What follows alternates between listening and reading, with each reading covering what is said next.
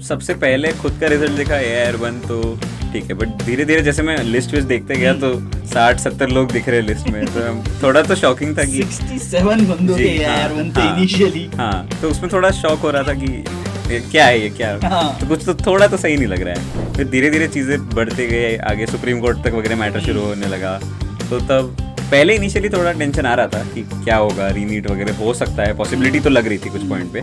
मेरे पेरेंट्स का ऐसा व्यू था कि तुम डिसाइड करो तुम्हें क्या करना है, कुछ भी डिसाइड करो। देवर लाइक तू डॉक्टर बन जा, इंजीनियर बन जा, लॉयर बन जा, फुटबॉल खेल ले, क्रिकेट खेल ले, कुछ भी कर ले, बट जो भी फील्ड आप चूज करते हो उसमें आपको आपका 200% देना है। कोर चीज़ें कुछ पढ़ाई की बहुत इंपॉर्टेंट है, जैसे आपको बार बार पढ़ना पड़ता है, आपको रिवाइज करते रहना पड़ता है, आपको अपनी गलतियाँ पता करनी पड़ती है।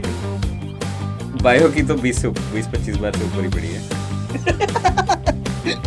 नाइस यार। हाँ, 5th मई को नीट का एग्जाम था, मैं 3rd मई तक इनऑर्गेनिक ही रट रहा था। तो ऐसा होता है अब मतलब ये वो वाला सीन हो रहा था कोटा फैक्ट्री में जो एक मोनोलॉग। हाँ, लाइक एग्जैक्टली, हाँ, एक्सेप्शन। हाँ।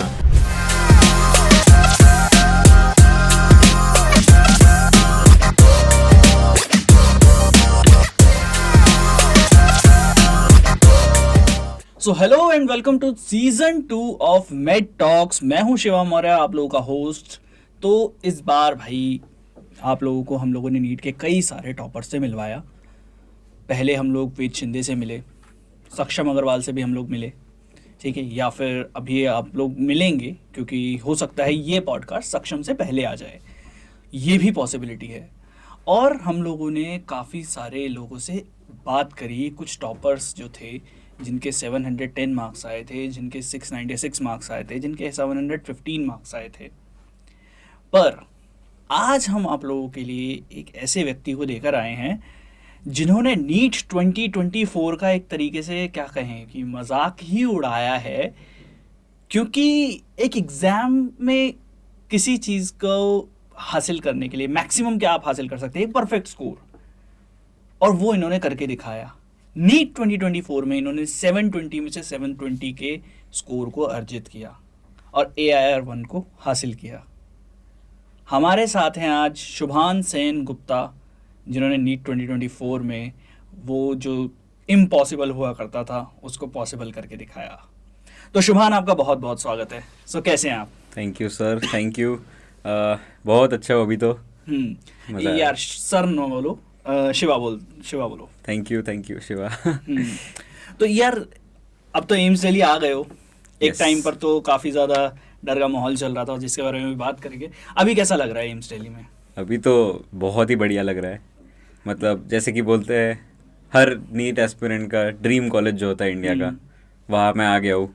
तो एक तरह से तो सरियल फीलिंग है ही कि मिल गया फाइनली ये कॉलेज। तो अब जब बाहर रह रहा हूँ फाइनली तो समझ आ रहा है कि वाह कितना बढ़िया जो सब चीज़ें हैं। एक्सपेक्टेशन ली थी कि नीट की तैयारी करते वक्त, एक एक्सपेक्टेशन से आप तैयारी करते हो कि अगर एम्स दिल्ली है, एम्स दिल्ली का एम सबका होता है, बट एक कहीं ना कहीं कॉर्नर में होता है कि यार क्या मैं क्रैक कर पाऊंगा।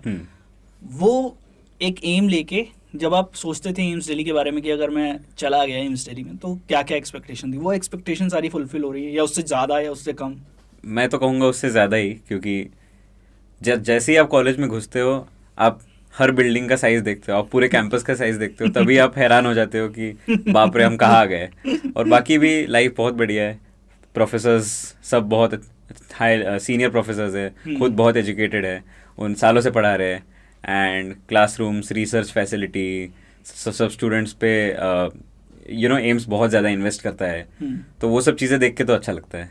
बढ़िया यार, बढ़िया। एम्स दिल्ली में अभी तक तुमने क्या क्या एक्सप्लोर किया? मतलब मैसेज सारे एक्सप्लोर कर लिए? हमारे एम्स में मैस ही इतने हैं कि वो एक्सप्लोर करते करते अभी महीना हो गया है। महीना हो गया, क्योंकि महीने के दिन जितने होते उतने तो मैस हैं एम्स दिल्ली में। हाँ, एक्चुअली हॉस्टल्स बहुत है सारे UG students, PG students, residents सबके लिए, तो उतनी ही मैसेज भी हैं। तो हाँ, काफ़ी सारे वेराइटीज़ हैं। बढ़िया। सीनियर से इंटरेक्शन हुआ अभी? हाँ, सीनियर से थोड़ा तो इंटरेक्शन हुआ है काफ़ी। वो भी सपोर्टिव सीनियर्स है, क्योंकि वो भी 1 साल पहले नीट को क्रैक करके यहाँ पहुँचे थे, तो उनने 1 साल पहले वो भी इसी सिचुएशन में थे। तो अभी तो सपोर्ट करते हैं। जैसे अभी कुछ टाइम में हमारे एग्जाम्स आएंगे तो वो हमको बताएंगे कैसे पढ़ना है सब कुछ, तो अच्छा इंटरेक्शन है।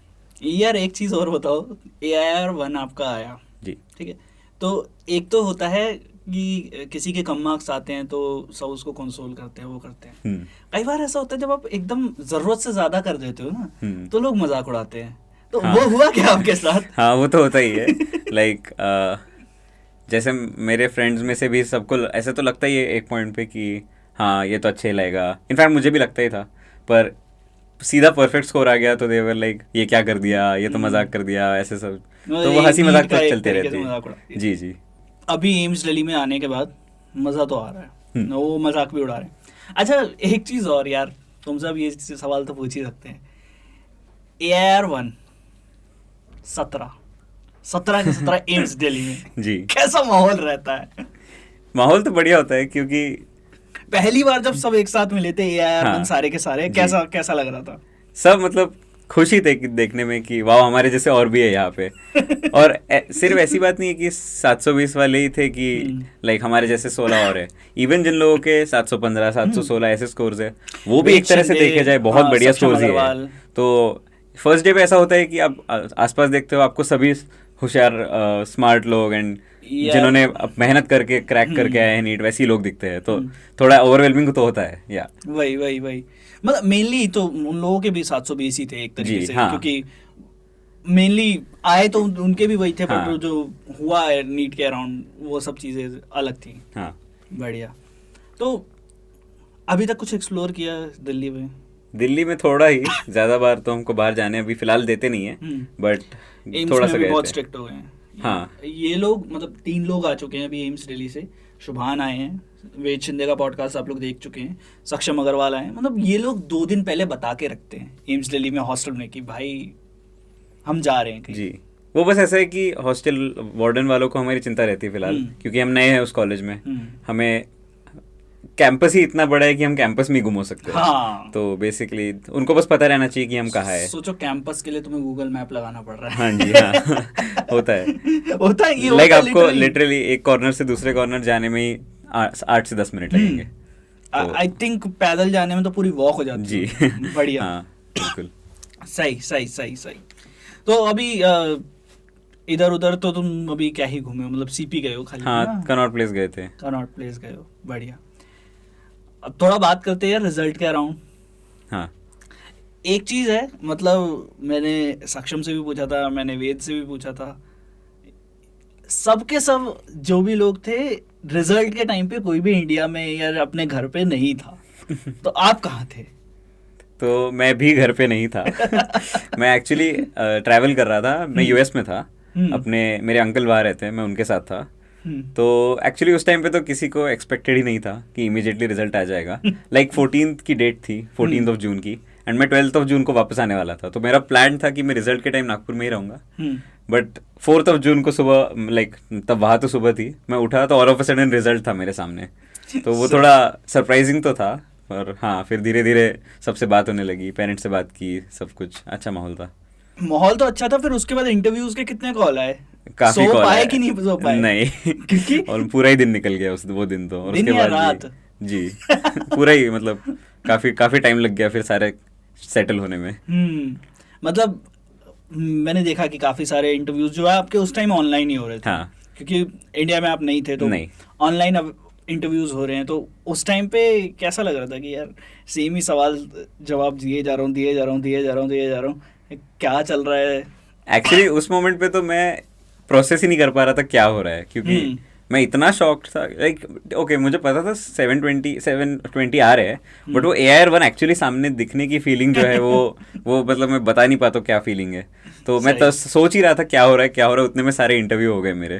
तो सही। हाँ वो रिपीटेड क्वेश्चंस तो थे, पर कर लिए वो भी। कि क्या क्या किया आपने उस टाइम पे, वो जो 5 मई से 4 जून के बीच का जो पीरियड था, उसमें क्या किया यूएस में? तो 5 मई को नीट का एग्ज़ाम हुआ, उसके बाद हम्म मैं 10 दिन के बाद ही यूएस चला गया था। हम्म अ, तो तब तो मैंने ऐसे सब कुछ किया वैसे तो, बोल देखने के लिए फ्रेंड्स के साथ घूम रहा था, अपने बाहर जा रहा था, गेम्स मूवीज़ पार्टियाँ वगैरह कर रहे थे, सब अच्छा माहौल था। हम्म फिर यूएस में भी मेरे अंकल रहते हैं, मेरी आंट रहती है, उनके साथ था मैं, उनके वहाँ जगह एक्सप्लोर कर रहा था। एंड फैमिली के साथ बेसिकली जो 2 साल का थोड़ा रह गया था कुछ टाइम स्पेंड करने का, वो टाइम स्पेंड कर रहा था।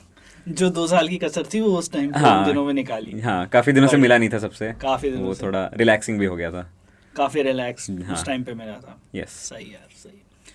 तो अब रिजल्ट के अराउंड भी आ जाते जी। हैं। जो रिजल्ट के अराउंड सारी चीजें उठ रही थी, उसके बाद फाइनल वर्डिक्ट तक, उस बीच में क्या सब चीजें चल रही थी दिमाग में कि क्या रीनीट होगा या रीवैल्यूएशन हुआ तो क्या होगा? रीवैल्यूएशन की तो शायद उतनी टेंशन नहीं थी। नहीं, लाइक जब सबसे पहले खुद का रिजल्ट देखा AIR-1 तो ठीक है, बट धीरे धीरे जैसे मैं लिस्ट विस्ट देखते गया तो 60-70 लोग दिख रहे लिस्ट में, तो थोड़ा तो शॉकिंग था कि 67 बंदों के जी, हाँ, AIR-1 थे हाँ, इनिशियली। हाँ, तो उसमें थोड़ा शॉक हो रहा था कि क्या है ये, क्या हाँ। तो कुछ तो थोड़ा तो सही नहीं लग रहा है। फिर धीरे धीरे चीज़ें बढ़ते गए, आगे सुप्रीम कोर्ट तक वगैरह मैटर शुरू होने लगा, तो तब पहले इनिशियली थोड़ा टेंशन आ रहा था कि क्या होगा, रीनीट वगैरह हो सकता है, पॉसिबिलिटी तो लग रही थी कुछ पॉइंट पे, लेकिन काफी पॉसिबिलिटी हाँ, थी। हाँ जी। तो फिर पर मैंने अपने पेरेंट्स से बात की, लाइक उन्होंने देखा कि मैं थोड़ा टेंस्ड हो गया था कुछ एक पॉइंट पे, और फिर वो बोले कि तूने जो अपना हार्डवर्क किया है वो तो लाइक कर दिया है, you have proven your self. अगर फिर से एग्जाम होता भी है तो पॉसिबिलिटी तो है कि फिर से इतने नंबर ना आए, पर उससे उसके बारे में तुम कुछ कर नहीं सकते हो, वो तुम्हारे हाथ में नहीं है, तो ज़्यादा स्ट्रेस लेने की ज़रूरत नहीं है। फिर गॉड ने जो सोचा कि नहीं हुई रीनीट तो अच्छा ही हुआ, वो तो सबके लिए। सही सही सही। या रीनीट का एक चीज़ ये है कि वो लोग बहुत ज़्यादा बोल रहे थे जिनके साथ थोड़ा बहुत गलत हुआ हो, हाँ, और काफ़ी लोग वो भी बोल रहे थे कि यार जिन्हें एक और मौका चाहिए था, शायद कहीं ना कहीं कह सकते हैं कि उन्हें एक और मौका चाहिए था कि आप अगली बार एग्ज़ाम में देख लेंगे। बट खैर उसके बाद जब फाइनल रिजल्ट आया, AIR-1 दोबारा से हाँ, आ गया, हाँ, तो जब हुआ था कि किसी के 715 हुए, बट आपके अभी 720 ही थे, तब कैसा था कि AIR-1 जो है 67 से लेकर अब 17 हो 17 गए हो गए, हैं, हाँ। तो कैसा लगा था? तो वो भी अगेन ऐसा हुआ मेरे साथ कि वो भी मुझे shocking सेम था। फीलिंग 2 बार एक्सपीरियंस करने को मिली। 2 बार वो पूरा माहौल बना, घर में सब खुश हुए, मेरे टीचर्स, मेरे पेरेंट्स, मेरा छोटा भाई, सब उतना उसको वो एक्साइटमेंट देखने में एक्चुअल फीलिंग आ रही थी मुझे, खुशी की सही, फीलिंग कि सही। मेरा तो ठीक है, लाइक मुझे ऑब्वियसली अच्छा लग रहा था, बट मेरे आसपास के लोगों की खुशी देख के मुझे और खुशी हो रही थी। सबका एकदम ऐसे प्राउड मोमेंट आ जी, गया हाँ, कि यार प्राउड हो रहे थे सब। अब शुभान का AIR-1 है। हाँ, और फिर सेकंड रिजल्ट के बाद जब फाइनली फिर सब सेटल हुआ, उसके बाद फिर हमने असली अच्छे से पार्टियां वगैरह की फिर सबको। दोस्तों ने पार्टी वार्टी हाँ, हाँ, ली, सबके, तुम्हें हाँ, अच्छे से लूटा? बिल्कुल बिल्कुल तो सबको कुछ पार्टियां स्टोरीज दी। बताओ यार उसकी कि कैसे लूटा तुमको। खाने खाने खाने ले गए, एक डांस पार्टीज वगैरह रखी, एंड एक फेलिसिटेशन भी था मेरा, ऐसे सब चीज़ें, तो वो तो अच्छी चीज़ है। फेलिसिटेशन वहाँ पर आपके कोचिंग हाँ, में था? कोचिंग में था, एंड बाकी भी लाइक मेरे पेरेंट्स डॉक्टर्स है तो उनके एसोसिएशन से रिलेटेड चीज़ें, नाइस। उनको भी थोड़ा प्राउड फील हुआ, तो वो ये सब सेलिब्रेशन में फिर टाइम निकलता जगह और हो गया। सही सही सही। तो प्रिपरेशन के बारे में आपकी थोड़ा बताओ हमें, हाँ। कि आपकी प्रिपरेशन स्टार्ट कैसे हुई? प्लस दूसरी एक चीज़ ये भी यार मैं जानना चाहूँगा कि 10th क्लास तक आपने कैसे पढ़ाई करी, और 10th क्लास से 11th क्लास का जो ट्रांजिशन होता है जिसमें पढ़ाई विग्रस थोड़ी सी हो जाती है, जी, वो कैसे हुआ? तो ऐसा नहीं है कि मेरा 10th में मैं पढ़ता नहीं था, मैं शुरुआत से ही अच्छा स्टूडेंट था, ब्राइट स्टूडेंट था, और मेरे पेरेंट्स का दोनों डॉक्टर्स है, तो देवर लाइक दे बचपन से उन्होंने मुझ में हैबिट इनकलकेट की थी कि पढ़ाई करो तो यू विल बी सक्सेसफुल, ऐसे। तो 10th में भी मैंने पढ़ाई तो की थी, ऑफ कोर्स कोई 11th में जितनी की उतनी आसपास भी नहीं है, बट एक वो हैबिट थोड़ी बनी रहती है कि आपको बहुत वो चेंज हिट नहीं होता। तो 10th में की थी पढ़ाई, रोज का थोड़ा थोड़ा पढ़ता था। 10th में जो पढ़ाई करी थी वो पढ़ाई के हिसाब से थी, वो एग्जाम प्रेप नहीं था। एग्जैक्टली, 10th की पढ़ाई अलग होती है ऑब्वियसली, हाँ। आप थोड़ा इंटरेस्ट लेके पढ़ते हो, हाँ, आप boards मोर में- रिसर्च करते हो, हाँ। थोड़ा इधर उधर का भी पढ़ते हो, बट देन फिर 11th में आया, देखा क्या एक्चुअल सामने है, तब वो लाइक डेफिनेटली 10th से 11th का शिफ्ट एक बहुत ही बड़ा शिफ्ट है, और वो मैक्सिमम स्टूडेंट्स उसमें थोड़े क्रम्बल हो जाते हैं। उसके लिए मैं मेंटली थोड़ा प्रिपेयर्ड रहने की कोशिश करता था कि मुझे पता है सामने बहुत बड़ा सिलेबस आएगा। अब 10th का सिलेबस तो कुछ नहीं था, 11th का सिलेबस बहुत बड़ा था। तो फिर उसके बाद आपको रियलाइज़ होता है कि आपको क्या पढ़ना है, उसके कंसाइज होने शुरू हो जाओ, लाइक फोकस करो गोल ओरिएंटेड पढ़ने में, क्योंकि एंट्रेंस एग्जाम एक ऐसी चीज़ है जो आपकी लाइफ डिसाइड कर सकती है बेसिकली। तो ये तो है। कैसे आप पढ़ते हो, क्या आप पढ़ते हो, वो 11th-12th के 2 साल कितनी आप डेडिकेशन से निकालते हो, वो बहुत ज़्यादा इंपॉर्टेंट है, जो मुझे काफ़ी पहले से ही बता दिया गया था कि तुम्हें ये करना है, तो फिर मुझे वो करने में बहुत ज़्यादा दिक्कत नहीं आई। बहुत लोगों के साथ ये होता है कि उनको पता नहीं होता है करना क्या है एक्चुअली, और जब तक उनको समझ आता है तब तक थोड़ा टाइम निकल चुका होता है। जी, मतलब कई लोग 11th के बाद 12th में स्टार्ट करते हैं हाँ, preparation, exactly. चाहे जेईई की हो चाहे नीट की हो। मैं ये नहीं बोल रहा कि करना पॉसिबल नहीं है, बट उसमें आपको फिर 12th में और ज़्यादा एफर्ट करना बहुत पड़ता है, effort बहुत लगता है। एफर्ट करना पड़ता है। तो आपको मतलब जैसा आपने बताया कि मुझे बता दिया गया था, हाँ, तो बता दिया गया था का क्या मतलब है कि मतलब पेरेंट्स की तरफ से था कि आप नीट हाँ। करो, या फिर ये था आपकी तरफ से कि आपको डॉक्टर बनना है? तो मेरे पेरेंट्स का ऐसा व्यू था कि हम्म, तुम डिसाइड करो तुम्हें क्या करना है, हम्म, कुछ भी डिसाइड करो। देवर लाइक तू डॉक्टर बन जा, इंजीनियर बन जा, लॉयर बन जा, फुटबॉल खेल ले, क्रिकेट खेल ले, कुछ भी कर ले, हम्म, बट जो भी फील्ड आप चूज करते हो हम्म, उसमें आपको आपका 200% देना है। नाइस। सो एंड ये मेरा पर्सनल खुद का डिसीजन था। ऑफ कोर्स थोड़ा अफेक्ट होता है अगर आपके दोनों पेरेंट्स डॉक्टर्स हो, तो आपके घर में पूरा वो माहौल बना होता है, तो वो मेरा डिसीजन तो पर्सनल था। बट जब मैंने डिसाइड कर लिया 10th के एंड में कि हाँ मुझे नीट करना है, तब उन्होंने मुझे बताया कि ये लाइन बहुत मुश्किल है और आपको मेहनत तो बहुत ज़्यादा करनी पड़ेगी। तो एक तरह से उन्होंने मुझे डिसीजन लेने की फ्रीडम दी कि तुम डिसाइड करो क्या करना है। बट जब वो मैंने डिसीजन ले लिया था उसके बाद उन्होंने उनके बताया लिए कि आसान हाँ हो गया कि आपको गाइड करना है, आपको क्या? इतना पढ़ना है, आपको ये पढ़ना है, आपको आवर्स देना है, आपको ये सब चीज़ें छोड़नी पड़ेगी, ऐसे सब चीज़ें। तो इन अ सेंस आप बोल सकते हो कि हाँ मेरे पेरेंट्स का ही वो रोल था कि मुझे बताने में कि क्या सामने चैलेंजेस आएंगे। एंड उसके अलावा मैंने कुछ सीनियर्स से भी बात की थी, लाइक जब मुझे आइडिया नहीं थी कोचिंग वगैरह क्या सब करना पड़ता है, टेस्ट वेस्ट देने पड़ते हैं, तो जब मैं उनसे पूछने गया था तब उनका भी ये इनपुट था कि हाँ मेहनत तो बहुत करनी पड़ेगी। बढ़िया। पेरेंट्स का एक आपने रोल बताया कि आपके डिसीजन मेकिंग में था। हाँ जी। अब आते हैं आपकी मदर पे। हाँ क्योंकि आपकी मदर का इंटरव्यू अभी कपिल सर ने भी किया था जी। और काफ़ी ज़्यादा इंसाइट्स वहाँ से मिली हैं पेरेंट्स के लिए कि किस तरह से पेरेंट्स को होना चाहिए। सो आपकी मदर ने आपको काफ़ी ज़्यादा गाइडेंस दिया हाँ, कि बहुत ज़्यादा। ऐसे नोट्स बनाने हैं, Yeah. इस तरह से पढ़ाई करनी है, इस Yeah. तरह की चीज़ें करनी है, इस तरह की चीज़ें नहीं करनी है। एक बार शायद वो स्टोरी भी बता रहे थे आपको, आपके लिए कि कोई दोस्त था आपका जिससे उन्होंने कहा कि beware of him, and फिर आपको बाद में पता लगा कि सच में क्यों कह रहे थे। जी। तो बताओ थोड़ा वो स्टोरी के बारे में। हाँ तो मैं सो ये तो थोड़ा बहुत नीट के पहले की बात है। लाइक मेरा एक स्कूल में कुछ दोस्त थे ऐसे जिनमें मैं तो बहुत क्लोज था उनसे, बट मेरी माँ कहती थी कि जस्ट कॉशियस रहना थोड़ा सा, कि मतलब पता नहीं ना कौन कैसा किसकी कैसे सोच विचार होते हैं। तो और बाद में फिर उनसे मेरी दोस्ती टूट गई। तो यार मुझे स्पेसिफिकली कोई रीजंस याद नहीं कि ऐसे कोई बड़ी भड़ास भी नहीं हुई थी, पर हो जाता है समटाइम्स। सबके अलग अपने अपने रास्ते होते हैं, किसी को कुछ और करना है, किसी को कुछ और करना है, कुछ लोग थोड़ा जेलस भी हो जाते हैं क्योंकि जो भी चीज़ें होती है सब। बट हाँ तो उस सेंस में मेरी माँ का बहुत बड़ा इंपॉर्टेंट रोल था। एंड थ्रू आउट मेरे नीट के जब भी मैं क्योंकि मेरी मम्मी खुद एक स्कॉलर रही है थ्रू आउट हर एजुकेशन, लाइक MBBS में gold medals and all that, उन्होंने सब ये अचीव किया हुआ है। सो उनको इन अ सेंस, मैम आप कब आ रहे हैं हमारे पॉडकास्ट पे? तो उनको इन अ सेंस बहुत like she knew from her own experiences, वो मुझे शेयर करते थे कि this way of note making might help you, ऐसे छोटे छोटे फ्लैश कार्ड्स बनाने चाहिए, या फिर कुछ टॉपिक्स बार बार पढ़ने की ज़रूरत होती है, या फिर anything. NEET is a very new thing, एक काइंड ऑफ न्यू एग्जाम है, बट उन्हें काफी ज्यादा अपने एक्सपीरियंस से पता था कि इस एग्जाम को भी क्रैक करने की क्या है। सी मेरे हिसाब से कोई भी एग्जाम लाइक न्यू या ओल्ड से बहुत फर्क नहीं पड़ता है, द वे यू स्टडी। अगर कोर चीज़ें कुछ पढ़ाई की बहुत इंपॉर्टेंट है, जैसे आपको बार बार पढ़ना पड़ता है, आपको रिवाइज करते रहना पड़ता है, आपको आपकी गलतियां पता करनी पड़ती है। बायो की तो 20-25 बार से ऊपर ही पड़ी है।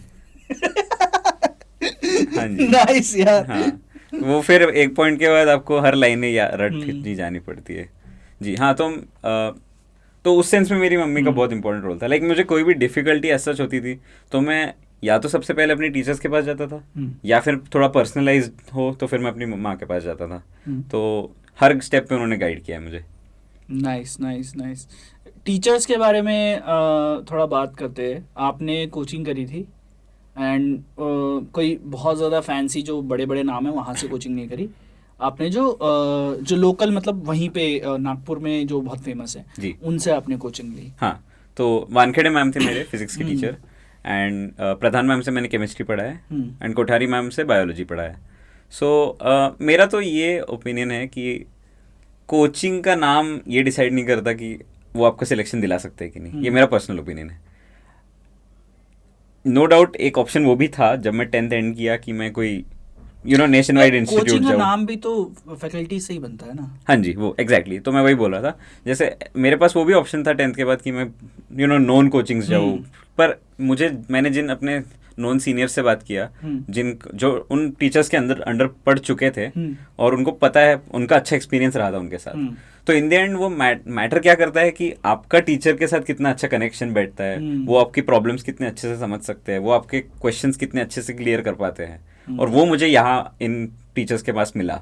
तो दैट वाज वाई मेरा डिसीजन ये था कि मैं इनके पास पढूं. क्योंकि नो डाउट अगर मैं बड़ी कोचिंग जाता तो भी ऐसा कोई बहुत फर्क नहीं पड़ जाता. मतलब ऐसा था क्या वहाँ पे कि बहुत बड़े बड़े बैचेस हैं आपकी कोचिंग में, या फिर मीडियम जो कोचिंग टाइप के बैचेस होते हैं, मतलब कि जो नॉर्मल बोर्ड वगैरह की कोचिंग होती है उसमें जैसे बैचेस होते हैं वैसे थे? नहीं, वैसा तो बैच तो बड़ी ही थी हमारी ऐसे, नो डाउट. 100-150 बंदे एक क्लास में. हाँ, और ज़्यादा ही इनफैक्ट. ज़्यादा. बट ऐसा था कि आप उनसे पर्सनली जाके कनेक्ट हो सकते थे. जैसे टीचर्स आपके लिए पूरा टाइम, जैसे फॉर एग्जांपल मेरी केमिस्ट्री की टीचर हमारे लिए क्लास के बाद 1 घंटा और बैठती थी हमारे सिर्फ डाउट्स क्लियर करने के लिए. तो आपका एक पर्सनल कनेक्शन बनना चाहिए टीचर के साथ. हाँ जी. तो फिर मैं उनसे कभी भी डाउट्स पूछ सकता था. कभी कभी रात को भी कॉल कर देता था कि मैम ये समझ में नहीं आ रहा, प्लीज़ समझा दीजिए, या ये क्वेश्चन कैसे करूँ अटैम्प्ट. तो वो सब चीज़ें इंपॉर्टेंट रहती है, क्योंकि आप इस लाइन में न्यू हो तो आपको आइडिया नहीं है क्या कैसे पढ़ना है, और वो तो 20-25 सालों से स्टूडेंट्स को पढ़ा रहे हैं, तो उन्हें पता है स्टूडेंट्स क्या क्या प्रॉब्लम्स फेस करते हैं, क्या चैलेंजेस उनके सामने आती है. तो हाँ, उनका सपोर्ट था मेरा. यार रात को टीचर को कॉल करना और उनसे डाउट्स पूछना एक बहुत सिंपल सी बात होती है कि मतलब आपको डाउट है, आपने पूछ लिया, क्लास में पूछ लिया या बाद में पूछ लिया क्लास के, ठीक है. और एक होता है कॉल करके बाद में डाउट पूछना, कि आपने अपनी फ्लेक्सिबिलिटी जब आप पढ़ रहे हो उसके हिसाब से आपने डाउट पूछा. कई बार ऐसा होता है स्टूडेंट्स जो हैं वो डाउट्स पूछने में कतराते हैं क्लास में भी, कि यार दोस्त जो है हमारा मजाक उड़ाएंगे, और या फिर मैडम क्या सोचेगी मेरे बारे में कि इसको इतना भी नहीं पता करके ऐसे. कई बार सिली डाउट्स भी होते हैं जी, चाहे आप जितनी मर्जी जीनियस हो, सिली डाउट्स भी होते हैं. बट वो डाउट्स को सामने टीचर के लेके जाना, प्लस एक और टाइम पे लेके जाना, तो कभी ऐसे दिमाग में नहीं आता था कि यार मैं मैम से सवाल यार इस टाइम पे कर रहा हूँ, कहीं मैम बदला ना ले ले बाद में कि क्लास में, कि अगर इसको ये वाला टॉपिक समझ नहीं आया तो मतलब मेरी खिल्ली उड़ाई जाएगी, ऐसा कभी कुछ होता था? तो वही एक मिसकंसेप्शन रहता है और एक फियर होता है हर नीट एस्पिरेंट के कि मैं डाउट पूछूंगा तो मैं नॉट जस्ट नीट एस्पिरेंट्स यार, कोई भी बंदा जो कोचिंग ले रहा है, राइट, कोई भी एस्पिरेंट, उनको डर रहता है कि मैं डाउट पूछूंगा तो मैं थोड़ा डम लगूंगा, जो कि मेरे हिसाब से बहुत ही ज्यादा गलत है. बहुत ही डम बात है एक्चुअली, क्योंकि डाउट्स यही दिखाते हैं कि आप एक्चुअली पढ़ने की कोशिश तो कर रहे हो. अगर आपको डाउट आ ही नहीं रहा है मतलब आप तो वो पढ़ ही नहीं रहे हो. कोई भी कुछ भी डाउट आ सकता है. मैं क्लास में बैठे बैठे 30-40 डाउट्स पूछ लेता था. उसमें से 1-2 तो स्टूपिड डाउट्स होती थे, लाइक बेसिक लेवल, ये कैसे नहीं समझ में आया. 40 में से अगर मेरे हिसाब से अगर 40 में से आपके 30 डाउट भी अगर क्लियर होते हैं तो बहुत इंपॉर्टेंट है. अगर सिली भी हैं कोई दिक्कत नहीं, 10 डाउट आपने अगर ढंग के क्लियर कर लिए, यस, आपका कॉन्सेप्ट क्लियर है. एग्जैक्टली. एंड और टीचर कभी भी बुरा नहीं मानेंगे अगर आप उनसे बार बार डाउट पूछ रहे हो तो. इन अ सेंस एक फनी वे में बोलो इसको तो आप तो लिटरली पैसे दे रहे हो डाउट पूछने के लिए. तो डाउट्स पूछने से डरना तो नहीं चाहिए मेरे हिसाब से. नो डाउट कुछ लोगों को थोड़ा रहता है एंग्जाइटी, या जो इंट्रोवर्ट रहते हैं उनको बोलने से डर लगता है, अलग से जाके डाउट्स पूछना चाहिए. क्योंकि मैंने जितनी भी बार टीचर्स को कॉल पे भी डाउट पूछे हैं या फिर अलग से जाके बैठता था उनके साथ, तो वो कभी ऐसे ऑकवर्ड या थके हुए नहीं फील करते थे कि यार ये बार बार आ जाता है या बस अब हो गया बाद में करूँगा या करूँगी या जो भी. बट नहीं, उनका थ्रू आउट के रहता था ठीक है अब ये नहीं समझा, अब ये समझा देती हूँ. या कभी तो ऐसा भी होता था कि जैसे अगर मैंने कोई थोड़ा हट के क्वेश्चन पूछ लिया हो और मैडम को इमीडिएटली उनका आंसर मैम को भी नहीं पता हो, तो वो हमेशा पॉजिटिव वे में बोलते थे कि मैं इससे गेट बैक करूंगी, मैं थोड़ा और पढ़ के आपको बताऊंगी। तो वो एक बहुत ही हेल्दी एनवायरनमेंट था मेरे लिए कि मुझे पता है, मुझे उतना कॉन्फिडेंस था कि मैं कुछ भी पूछूं अपनी टीचर से, उसका जवाब मुझे मिलेगा और वो डाउट ये सॉल्व होके सामने बहुत आएगा। अच्छे टीचर की निशानी है जी। कि अगर आपको कुछ नहीं आता है, आप एक्सेप्ट, मतलब अभी उस टाइम पे क्लिक नहीं कर रहा है, हाँ। आप उस टाइम पे गलत बताने के बजाय आप उस टाइम पे Yes. बच्चे को बोल देते हो थोड़ा वेट कर, तेरा डाउट थोड़ा ज्यादा है, हाँ हाँ मैं बाद में देख के बताता हाँ। हूँ या बताती हूँ। Yeah. वो ये बहुत अच्छे टीचर की निशानी है Yeah. कि मतलब पैनिक नहीं होना है।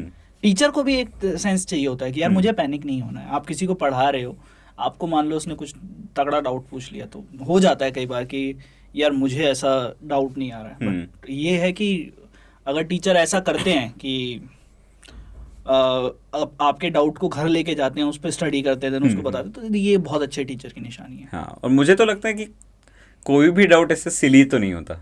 हाँ, डाउट तो डाउट होता है, अगर आपको डाउट तो डाउट नहीं है। समझ रहा है तो नहीं समझ रहा है, तो पूछने में कोई दिक्कत नहीं आनी चाहिए। सिली डाउट्स या सिली गलतियाँ वो आपको कन्फ्रंट करनी चाहिए। जैसे सिली मिस्टेक्स के पॉइंट निकालूँ तो लाइक मैं 3 4 जा 7 ऐसी गलतियाँ भी कर चुका हूँ टेस्ट में। तो like it is not a very, it's not something कि every student does not face.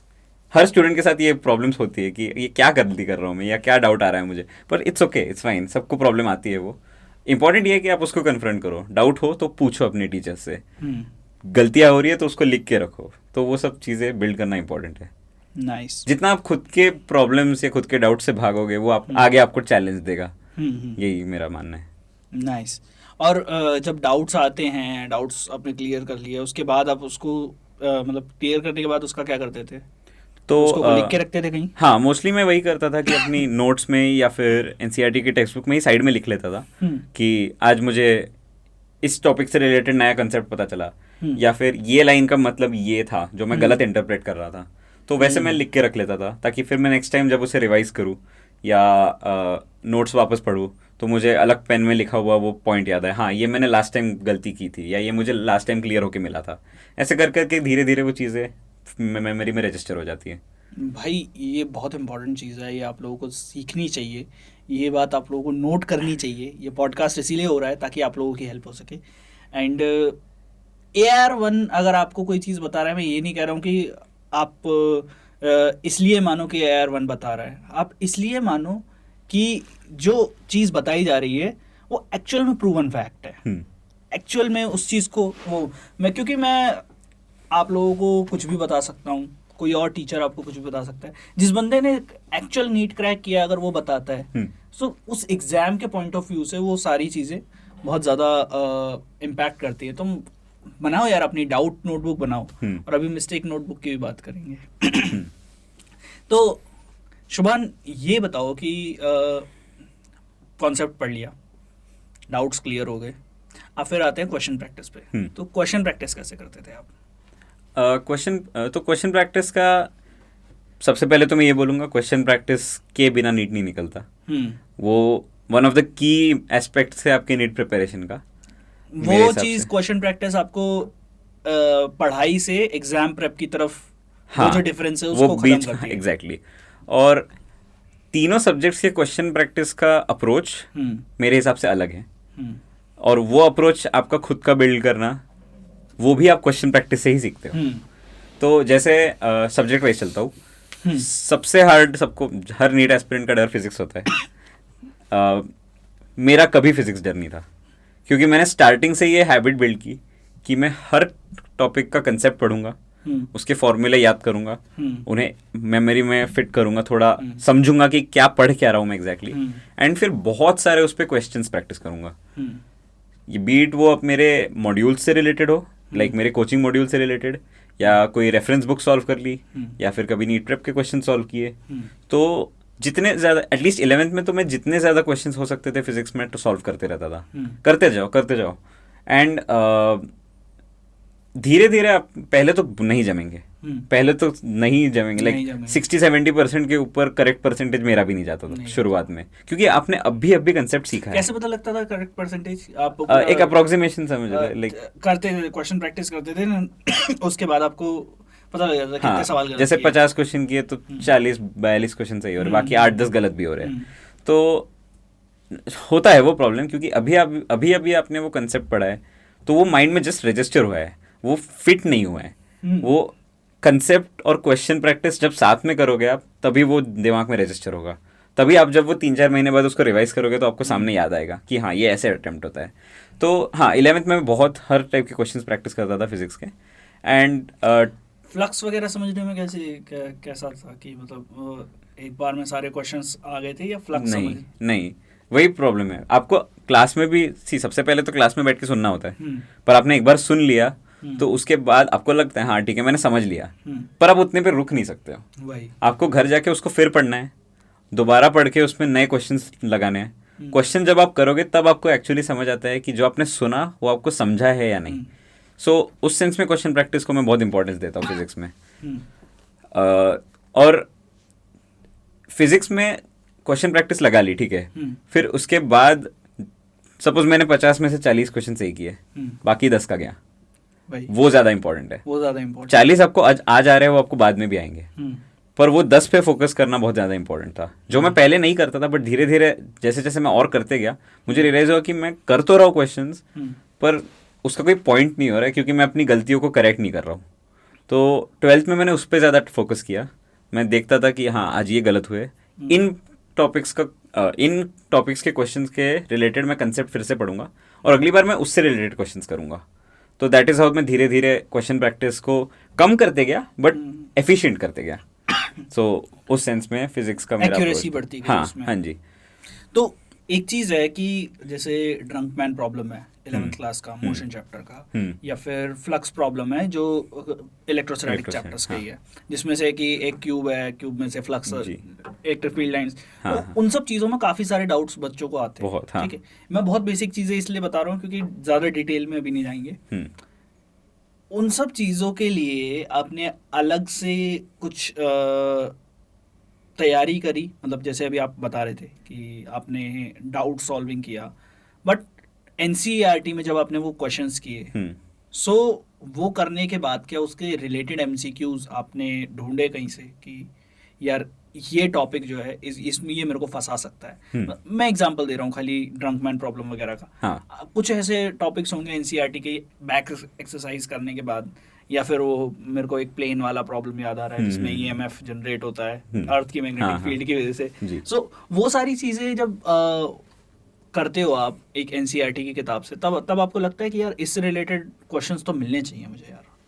हाँ होते हैं सभी के ऐसे कुछ ना कुछ टॉपिक्स होते हैं जो आपको लगता है कि आपने कर तो लिए 100-150 क्वेश्चन, पर आपको कॉन्फिडेंस नहीं आता उसमें, आपको और चाहिए करने के लिए, आपको और उस पर वो ग्रिप नहीं आई है अभी तक ग्रिप। जैसे मेरे है कुछ टॉपिक, सेमीकंडक्टर्स होता है एक 12th का टॉपिक, वेव ऑप्टिक्स होता है, ऐसे कुछ कुछ टॉपिक्स। इन पे फिर मैं क्या करता था कि बहुत ज़्यादा स्ट्रेस करने से बेटर थोड़ा थोड़ा करके पढ़ो। जैसे मैं इनको इंटरवल्स में हर 2 हफ्ते में या हर वीक, हर 2 हफ्ते ऐसे पढ़ते रहता था। उससे क्या होता है, एक पॉइंट के बाद आपको रियलाइज होता है कि इस टॉपिक से इसी टाइप का क्वेश्चन बनेगा। मोस्टली वो कंस्ट्रिक्ट, क्योंकि कुछ टॉपिक से अब एक पॉइंट के बाद क्वेश्चन एग्जामिनर कितने ही क्वेश्चन बनाएगा, हाँ है ना। तो आपने अगर हर टाइप का क्वेश्चन लगा के रखा है तो उसी में से कुछ आना है। Until examiner is Sharma sir. हाँ वो बायो की अलग बात है, बायो पे बाद में आएंगे। बट हाँ, तो एक बार आपको समझ गया कि इस तरह से ये डेटा आता है, ये मुझे अटेम्प्ट फॉर्मूला लगाना पड़ता है, वो सब चीज़ें जब आप समझने लगते हो, आपको ब्रॉडर व्यू आता है, तब फिर वो कंसेप्ट ग्रिप में आता है। जैसे कुछ ऐसे टॉपिक्स थे जो साल भर पढ़ा, पर फाइनली फरवरी मार्च में आके उसमें अच्छे से कॉन्फिडेंस आया। हाँ, तो उसमें टाइम लगता है, वो आपको टाइम देना भी पड़ता है। फिजिक्स नीट में वो वाले सवाल भी आते हैं क्या फिजिक्स में जो 2-4 कॉन्सेप्ट्स को मिलाकर बनते हैं, या जैसे mg जो वेट है और फिर उसमें चार्ज भी लगा, वो सारी चीजें वो आती नहीं मेरे हिसाब से तो नहीं। उनकी प्रैक्टिस करना अच्छा है क्योंकि उनसे आपकी कंसेप्चुअल क्लैरिटी इंप्रूव होती है, बट नीट के एग्जाम में तो वैसे क्वेश्चंस मोस्टली नहीं आते। काफ़ी सिंपल ही होता है फिजिक्स का पेपर, तो डायरेक्ट फॉर्मूला और एप्लीकेशन बस। सही। तो अगर कोई नीट एस्पिरेंट अभी फिजिक्स की तैयारी कर रहा है तो क्या स्ट्रैटेजी उसको लगानी चाहिए अभी के तौर पे कि कॉन्सेप्ट बिल्डिंग कैसे करे एंड देन क्वेश्चन प्रैक्टिस पे कितना ध्यान दे जी, और तो कब मूव फॉरवर्ड करे क्वेश्चन प्रैक्टिस की तरफ? तो सबसे बेसिक होना चाहिए कि आप क्लास में ध्यान दे रहे हो, टीचर क्या बोल रहा है या क्या आपको लिखने के लिए बोल रहा है या फिर क्या कंसेप्ट समझा रहा है, आपको एटलीस्ट वो पता होना चाहिए। अगर आपको पूरा 100% क्लास में नहीं भी समझ रहा है तो वो इशू नहीं है, आपको पता रहना चाहिए आपको क्या नहीं समझा है, तभी आप उस पर वर्क कर पाओगे। तो एक बार कंसेप्ट समझा, थोड़ा पढ़ा, फिर उस पर क्वेश्चन लगाए। पहली बार में आधे कल सही होंगे, आधे गलत होंगे। फिर अगली बार जब आप रिवाइज करोगे कुछ दिनों बाद, तब और फिर से पढ़ा और एक बार थोड़ा बहुत याद किया कि किस टाइप की गलतियां हुई थी, फिर नए क्वेश्चन लगाए। इस टाइम थोड़ा इंप्रूव होगा। ऐसे थोड़े 3-4 बार करना, फिर आपको एटलीस्ट कंसेप्ट समझेगा कि क्या पढ़ रहे हो आप। एंड देन उसके बाद फिर डायरेक्टली जब आपका सिलेबस हो जाए और नए रिविजन आप स्टार्ट करते हो, तब उस पर वर्क करना कि हाँ ये मुझे फर्स्ट टाइम नहीं जमा था, इस टाइप के क्वेश्चंस नहीं बनते थे मुझे, ये कंसेप्ट मेरा वीक है, तो उसमें मैं वर्क करूँगा। ऐसे कर करके मल्टीपल रिविजन्स ही की होता है। लाइक आप बार बार फॉर्मूले पढ़ रहे हो, आप उनको वो पेज याद होना चाहिए, इस पेज पे यहाँ ये लिखा है फॉर्मूला मैंने, ऐसे पढ़ने लग जाते हो आप, तभी आपको वो ग्रिप आती है फिजिक्स में। एंड नंबर ऑफ क्वेश्चंस की कोई मैं लिमिट नहीं बोलता हूँ कि आपको 200 क्वेश्चन करने एक टॉपिक के तब आपका क्लियर होगा, नहीं। आपके कुछ टॉपिक्स 60 क्वेश्चन में क्लियर होंगे, आपको कुछ टॉपिक्स को 500 क्वेश्चन भी लगेंगे। सो वो आप खुद को रेंज समझाओ कि ठीक है अभी नहीं हुआ 200 क्वेश्चन में, तो मैं और करूँगा, करते जाऊंगा। एंड ऐसा नहीं है कि हर बार आपको नए क्वेश्चन ही सॉल्व करने चाहिए। बहुत सारे रिसोर्सेज, लाइक 4 बुक्स उठा ली पर चारों बुक्स के क्वेश्चन नहीं जम रहे, तो कोई पॉइंट नहीं रहा। आप इफ इट वर्क्स, आप एक ही बुक को बार बार सॉल्व करो। आप अपने कोचिंग मटेरियल को ही बार बार सॉल्व करो, या अगर कोई नीट प्रेप से करता है, आप नीट प्रेप के क्वेश्चन ही बार बार सॉल्व करो। उससे आपको बेटर समझेगा कि हाँ इस बार मैं ये सेम क्वेश्चन में गलती नहीं करूंगा। तो that is the way of physics. अच्छा यार, तुमने HCV भी सॉल्व करी है और करीब तुमने बताया था 30,000 क्वेश्चन सॉल्व किए आपने। हाँ मैंने फिजिक्स में, हाँ तो वही मैं शुरुआत में तो हर टाइप की बुक सॉल्व करता था। HC वर्मा सॉल्व की थोड़ी सी, बहुत ज़्यादा सॉल्व नहीं की। एक एररलेस बुक आती है, वो मैंने सॉल्व की थी, ऑलमोस्ट पूरी सॉल्व की थी। देन नीट प्रेप के भी क्वेश्चंस लगाता था, एंड हमारे जो टेस्ट एंड कोचिंग का मटेरियल होता है वो सब भी सॉल्व करता था। तो वही है, क्वेश्चन जितने ज़्यादा आप क्वेश्चन करोगे, जितना आप सारे टाइप के क्वेश्चन सॉल्व करोगे, उससे आपका क्लियर होते जाएगा। Nice nice. सो फिजिक्स की ये तो एक बढ़िया स्ट्रैटेजी बन गई। केमिस्ट्री की तरफ थोड़ा सा चलते हैं। हाँ, तो केमिस्ट्री के लिए कैसे पढ़ाई करते थे? एक तो 3 पार्ट्स में वैसे ही डिवाइडेड है केमिस्ट्री। हाँ, ऑर्गेनिक, इनऑर्गेनिक, फिजिकल। तो तीनों के लिए अलग अलग स्ट्रैटेजी लगानी पड़ती है। हाँ थोड़ा सा अलग तो होता है। So physical chemistry almost physics जैसा ही है उसका, लाइक नाम में ही है फिजिकल केमिस्ट्री है। तो वो उसको थोड़ा फिजिक्स जैसा अप्रोच रहता था, लाइक बार बार फॉर्मूले पढ़ो, नए क्वेश्चंस कैलकुलेशंस भी करो, कैलकुलेशन वेस्ट, राइट, वो प्रैक्टिस करना पड़ता है क्योंकि उसमें डिविजन्स बहुत बड़े बड़े आते हैं। हाँ हाँ, तो उसका मेरा अप्रोच फिजिक्स जैसा ही रहता था। मैं फॉर्मूले पढ़ता था, कंसेप्ट समझता था एंड क्वेश्चंस लगाता था। इनऑर्गेनिक केमिस्ट्री बायो जैसी है। उसमें आपको वो आप कितना भी पढ़ो, आपको फर्स्ट 4-5 बार में तो याद नहीं होगी। लाइक फॉर एग्जांपल हमारा 5 मई को नीट का एग्जाम था, मैं 3rd में तक इनऑर्गेनिक ही रट रहा था। तो ऐसा होता है आप मतलब ये वो वाला सीन हो रहा था कोटा फैक्ट्री में जो एक मोनोलॉग। हाँ लाइक एग्जैक्टली, हाँ एक्सेप्शन। हाँ तो वही है वो। इवन अगर आप याद कर भी लो, आप उसको 10 दिन में भूल जाओगे, ऐसा सब्जेक्ट है वो। तो उसको पढ़ते रहना पड़ता है, उसका कोई ऑप्शन नहीं दूसरा। उसमें बहुत ज़्यादा क्वेश्चन प्रैक्टिस को मैं फोकस नहीं देता था। बार बार टेक्स्ट बुक्स ही रीड करता था, टेक्स्ट बुक्स और नोट्स जो भी होते थे। That was my approach in inorganic. और ऑर्गेनिक केमिस्ट्री का एक जो बहुत स्टूडेंट्स गलतियाँ करते हैं वो है कि 11th में जो एक जनरल ऑर्गेनिक केमिस्ट्री होती है, वो पूरी ऑर्गेनिक का बेस होती है। अगर आपने जनरल ऑर्गेनिक केमिस्ट्री अच्छे से पढ़ ली तो आपकी 12th की ऑर्गेनिक बहुत इजीली निकलती है।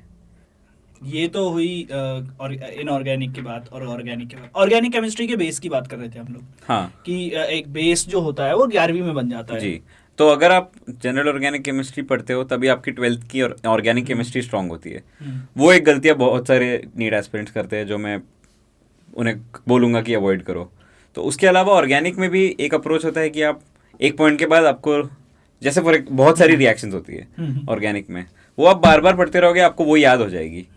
पर उसमें बहुत सारी छोटी छोटी डिटेल्स भी होती है, जैसे कोई रिएक्शन कौन से टेम्परेचर पे होती है, या कोई रिएजेंट ऐड होता है। ऐसे हर रिएक्शन की छोटी छोटी डिटेल्स आप एक बार में तो याद नहीं कर सकते, वो याद करना पॉसिबल भी नहीं है। तो उसका भी वही है कि बहुत सारे क्वेश्चंस करो, एनसीईआरटी बेस्ड क्वेश्चंस करो, एनसीईआरटी के पीछे की एक्सरसाइज करो। एनसीईआरटी में कुछ सीक्वेंस वाली रिएक्शंस होती है कि इसके बाद ये बनेगा, इसके बाद वो बनेगा, उनसे कंसेप्ट बहुत अच्छा बिल्ड होता है ऑर्गेनिक का। तो वो सॉल्व करना बार बार। और बाकी ऑर्गेनिक का यही मैं अप्रोच रखता था कि जो भी डाउट्स आए उनको जल्दी से जल्दी क्लियर करो, क्योंकि ऑर्गेनिक में कंसेप्ट बहुत इंपॉर्टेंट है। आपको पता होना चाहिए कौन सा रिएजेंट कहाँ अटैक कर रहा है, कब क्या बनेगा, क्या बेसिक चीज़ें बहुत इंपॉर्टेंट है। तो ऑर्गेनिक के लिए मैं और हाँ प्लस सबसे नेम important- रिएक्शंस याद करनी बहुत जरूरी हाँ है। हाँ, वो भी एक बार में तो याद होती नहीं है, हाँ। वो आपको बार बार पढ़ते रहना पड़ता है। तो और हाँ, एक और इम्पोर्टेंट चीज़ है कि इसमें एनसीईआरटी पे स्टिक करना चाहिए मेरे हिसाब से, क्योंकि ये तो इनफैक्ट हर ही सब्जेक्ट के लिए एप्लीकेबल है, बट ऑर्गेनिक में एक थोड़ी टेंडेंसी होती है हम एक्स्ट्रा पढ़ने शुरू कर देते हैं। वो एक सेंस में कंसेप्ट समझने के लिए अच्छा है, पर आप एंड तक उसको अवॉइड करके स्टिक टू एनसीईआरटी करना शुरू कर दीजिए। तो केमिस्ट्री ऑनर्स नहीं करना है आपने। हाँ, नाइस नाइस नाइस।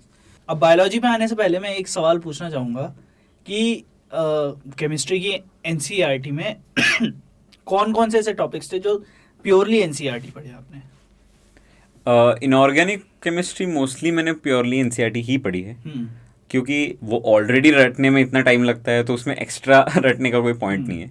तो जितना एनसीईआरटी में दिया है, जैसे कुछ चैप्टर्स, एक मुझे of the top of the DNF block elements होता है, वो एनसीईआरटी पढ़ते पढ़ते दिन निकल जाता है, ऐसा चैप्टर है वो। तो उसमें फिर आप एक्स्ट्रा पढ़ने लगोगे, टाइम वेस्ट करोगे, उससे बेटर फिर स्टिक टू बड़ा अच्छा एनसीईआरटी। चैप्टर है वो। हाँ जी। DNF तो block। हाँ, तो इनऑर्गेनिक केमिस्ट्री रहती थी मोस्टली, और ऑर्गेनिक भी टुवर्ड्स द एंड में एनसीईआरटी से ही पढ़ता था। इवन तो हमें पढ़ाया बहुत कुछ था, हमारे नोट्स में काफ़ी सारी रिएक्शंस के मैकेनिज्म्स वगैरह थे, जो पहले तो पढ़े थे, समझ भी लिए थे, पर बाद में उनका इतना इंपॉर्टेंस नहीं रहता, तो मैं उनको फिर बाद में अवॉइड करता था और सिर्फ एनसीईआरटी पढ़ता था। और फिजिकल केमिस्ट्री की मैंने एनसीईआरटी टू बी ऑनेस्ट बहुत पढ़ी नहीं है, लाइक क्योंकि वो ज़्यादा इंपॉर्टेंट भी नहीं है, उसमें बस फॉर्मूले का एप्लीकेशन आना चाहिए आपको और कैलकुलेशन आनी चाहिए। तो मोस्टली इनऑर्गेनिक और ऑर्गेनिक के लिए मैं एनसीईआरटी ही प्रेफर करता था। नाइस। और फिजिकल के लिए थोड़ा फॉर्मूला बेस्ड हो जाती जी, थी चीजें, हाँ। उसके लिए नोट्स भी रेफर कर हाँ, सकते उसके लिए मैं नोट्स ही पढ़ता था अपने। नाइस। 12वीं के पहले 4 चैप्टर फिजिकल है, हाँ। और 11वीं में 1 2 3 चैप्टर शायद। हाँ, याद नहीं मुझे इतने एग्जैक्टली। इतने ही है। Nice nice nice nice. अब बायोलॉजी की तरफ बढ़ते हैं। हाँ। तो बायोलॉजी में कैसी स्ट्रैटेजी रहती थी? एक तो एनसीईआरटी घोट के पी जानी है, एक तो वो चीज़ थी। हाँ, दूसरा कॉन्सेप्ट भी समझने हैं, प्लस एक चीज़ शायद एक तरीके से मिथ कह सकते हैं कि जो लोग बायोलॉजी नहीं पढ़ते उन लोगों को ये लगता है कि बायोलॉजी सिर्फ रटने का सब्जेक्ट है, जिन्होंने नहीं पढ़ी होती। तो क्या ऐसा है कि सिर्फ रटने का सब्जेक्ट है, या फिर बहुत कुछ है जो समझना पड़ता है, उसके बिना नहीं चलेगा काम? हाँ, सिर्फ रटने का सब्जेक्ट तो नहीं है बायोलॉजी। बायो के कुछ यूनिट्स ऐसे हैं जो आपको बहुत कंसेप्चुअली समझने हैं, तभी आप उनके क्वेश्चन लगा पाओगे। आप सीधा सीधा एनसीईआरटी पढ़ सी, वो भी इंपॉर्टेंट तो है, वो मैं बताऊंगा, बट कुछ यूनिट्स है, जैसे पूरी फिजियोलॉजी है, प्लांट फिजियोलॉजी, ह्यूमन फिजियोलॉजी, और 12th में जेनेटिक्स के कुछ चैप्टर्स है, वो आपको कंसेप्चुअली ही समझने हैं, और फिर आप उसकी एनसीईआरटी रटो। तो समझ के रटना इज मच इजियर देन सीधा सीधा घोटना उसको, वो तो कोई कर ही नहीं सकता। पर अगर आपको कंसेप्ट पता है कि एक्चुअली हो क्या रहा है वहाँ पे, कुछ फोटोसिंथेसिस वगैरह ऐसे चैप्टर्स है, जिन लाइट रिएक्शन, डार्क रिएक्शन, क्या हो रहा है वहाँ, क्या बन रहा है, वो सब प्रोसेसेस आपको पता होनी चाहिए, आपको कंसेप्ट क्लियर होने चाहिए, तभी आप उसकी एनसीईआरटी भी रट पाओगे। ऐसे डायरेक्टली घोटने वाले चैप्टर्स भी है, पर सिर्फ रटना नहीं है उसमें भी। एंड बायोलॉजी की स्ट्रैटेजी की बात करें तो एक शब्द में बोलूँगा एनसीईआरटी। उसके सब ये बोलते हैं, पर यही सच है, यही सच है। आपको सिर्फ अच्छा, ओल्ड एनसीईआरटी, एनसीईआरटी या न्यू एनसीईआरटी? न्यू एनसीईआरटी मेरे हिसाब न्यू से तो। एनसीईआरटी हाँ आज ही जाके खरीदिए हाँ जी। या डाउनलोड कीजिए। तो सिर्फ और सिर्फ एनसीईआरटी, क्योंकि पूरा पेपर एनसीईआरटी से ही आएगा। आपको लगेगा कुछ क्वेश्चन बाहर से नहीं है, वो बाहर से, आप इनफ डिग करो एनसीईआरटी में, आपको वो भी मिलेगा। और बायो की एनसीईआरटी की खासियत ये है कि मैंने 20-25 बार मेरी पढ़ी है, लेकिन 26वें बार भी मुझे एक ऐसी नई लाइन मिलेगी जो मैंने पिछली बार नहीं पढ़ी थी। तो आप कितनी भी बार पढ़ो, आपको कुछ ना कुछ ऐसा मिल जाएगा जो ओ ये तो मेरे से छूट गया था पिछली बार, वो पूरी पढ़ी जा ही नहीं सकती। ऐसी एनसीईआरटी लिखी भी तो इस तरीके से है, कहीं टॉपिक लिखा हुआ है, देन उसके बाद बगल में एक बॉक्स बना हुआ है, क्या पता वो बॉक्स छूट गया हो आपका। तो वही है, मल्टीपल रिविजन, बार बार पढ़ो एनसीईआरटी। एंड उसके अलावा क्वेश्चंस तो हर सब्जेक्ट के करने हैं अगेन, पर बायोलॉजी में थियरी को ज़्यादा इंपॉर्टेंस देता था एज कम्पेयर टू क्वेश्चंस, क्योंकि बायो के क्वेश्चंस जल्दी भी होते हैं और कैलकुलेशन वगैरह तो होता नहीं उनमें। तो आप एट अ स्ट्रेच बैठे बैठे अगर रिलैक्स भी कर रहे हो तो बायो के क्वेश्चन लगा लो, तो उसमें जैसे मैं 1 घंटे में बैठे बैठे 150-200 क्वेश्चन कर सकता था आराम से बायो के। सो उसको मैं एज अ टास्क नहीं लेता था बायो के क्वेश्चंस प्रैक्टिस को, उसको मैं फ्री टाइम में रिवाइज कराने के लिए बायो के क्वेश्चंस करता था। उसके अलावा शर्मा सर के क्वेश्चंस, वो तो अरे वो मास्टर एक क्लास चीज एंड है। बायोलॉजी के जो या टारगेट हाँ बैच के जो दोनों के क्वेश्चंस हाँ, थे।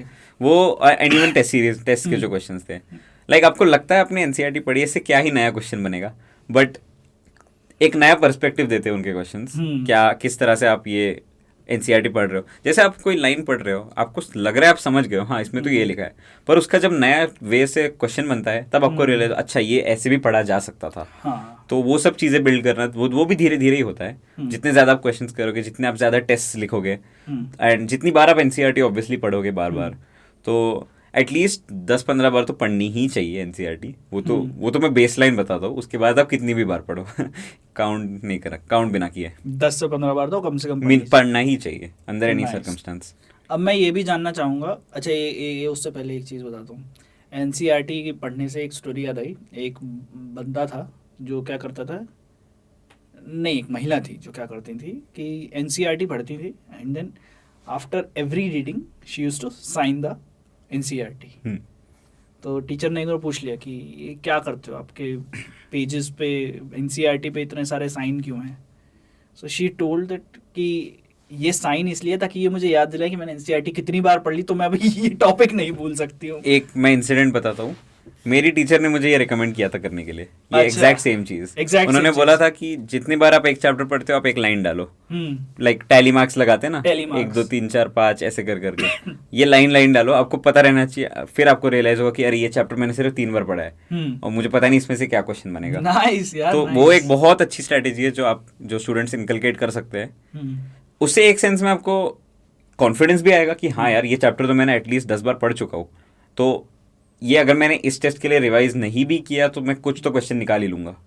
उस सेंस में वो कॉन्फिडेंस भी बिल्ड करता है, एंड जो चैप्टर्स आपके लैकिंग है वो आपको वो भी बताता है कि अरे ये तो मैंने सिर्फ 3-4 बार ही पढ़ा है, ये मुझे पढ़ना पड़ेगा। तो वो एक काइंड ऑफ रियलिटी चेक देता है आपको।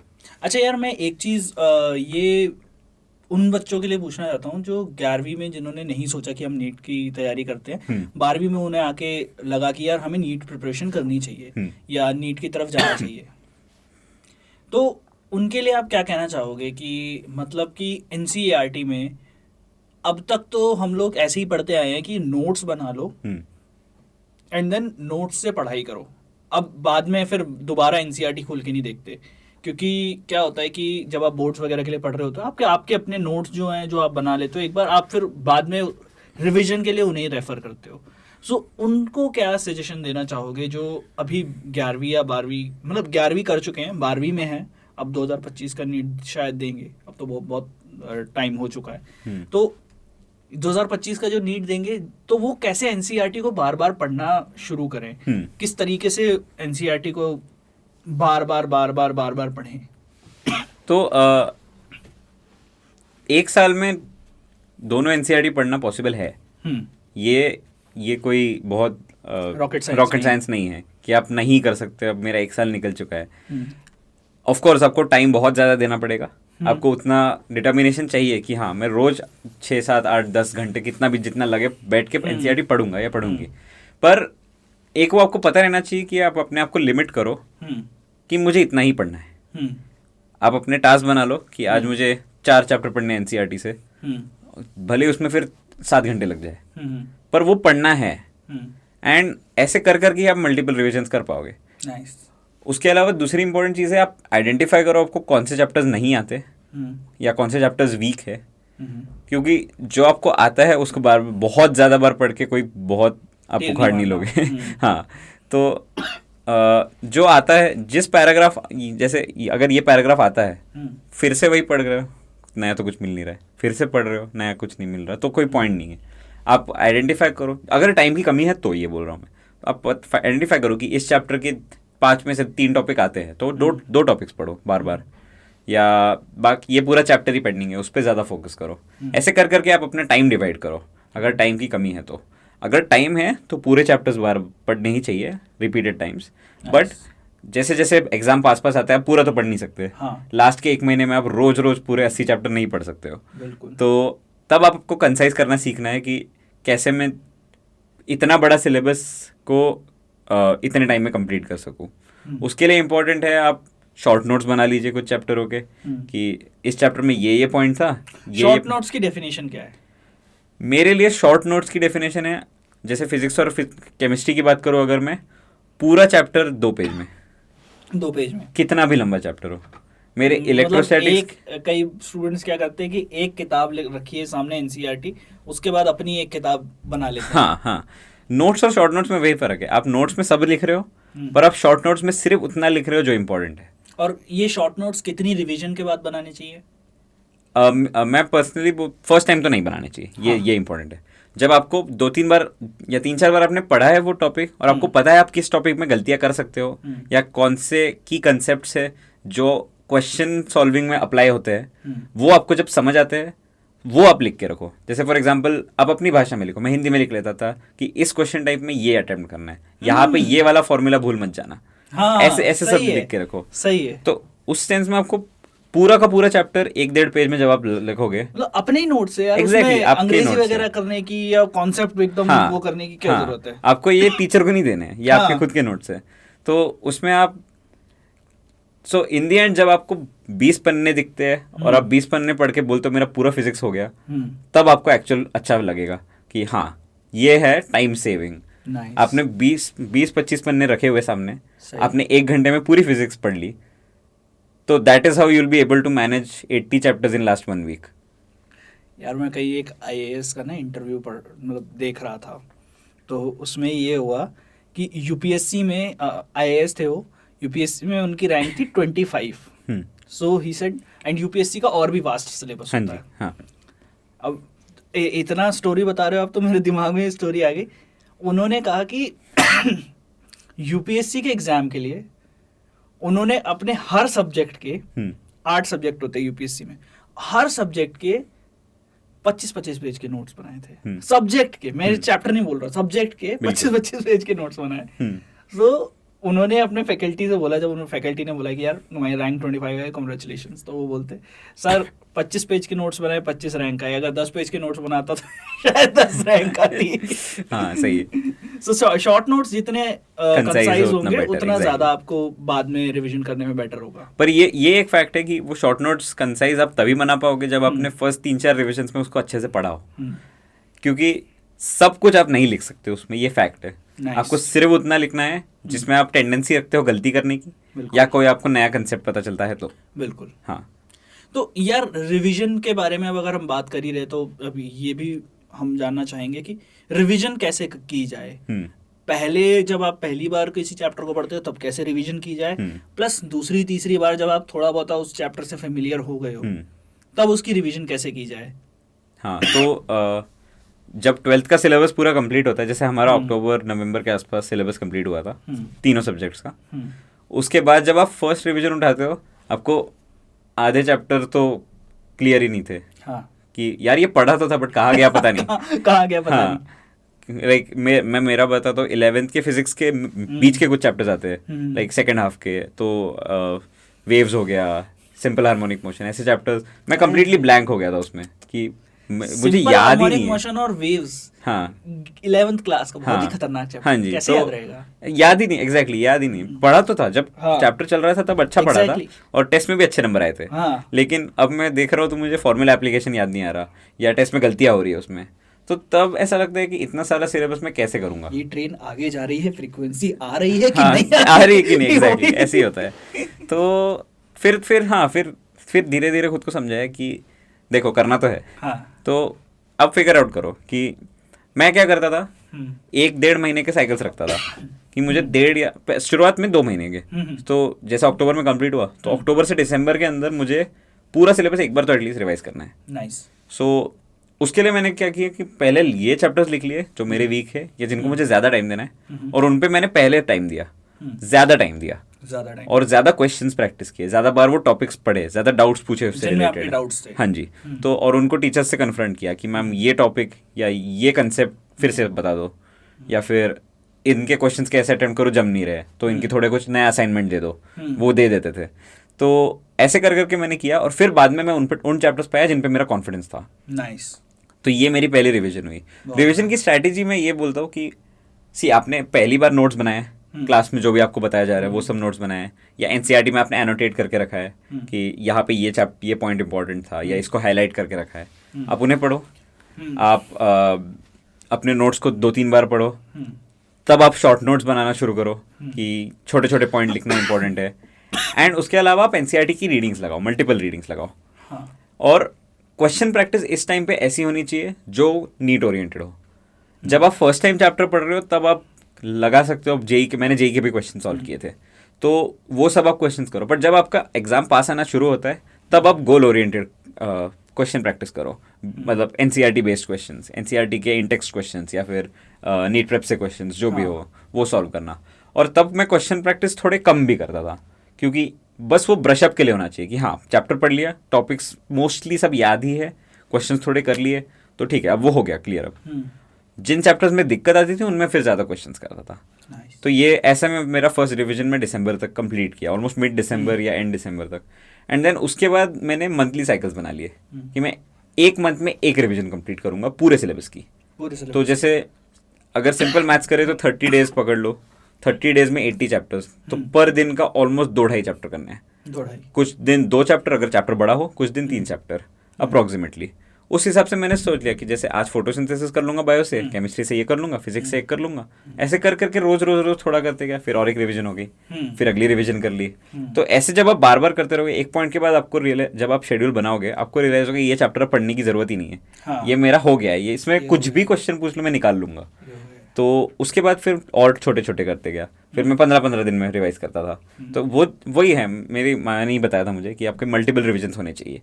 जितने ज़्यादा बार आप पूरा सिलेबस पढ़ोगे उतने ज़्यादा आपके कंसेप्ट क्लियर रहेंगे, उतना आप माइन्यूट डिटेल्स को पकड़ पाओगे एंड गलतियाँ बेसिकली कम कर पाओगे। दैट इज़ द ओनली की। नाइस जी बहुत ही बढ़िया यार।